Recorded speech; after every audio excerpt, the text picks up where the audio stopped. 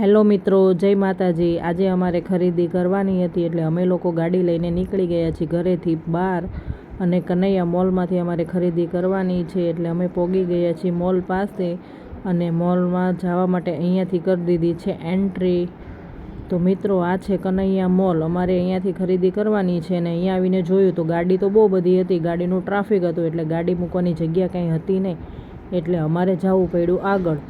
પછી અહીંયા આવીને ગાડીનું પાર્કિંગ કરી દીધું છે અને અમે ગાડીમાંથી નીકળી ગયા બહાર અને જવાનું છે અંદર મોલમાં।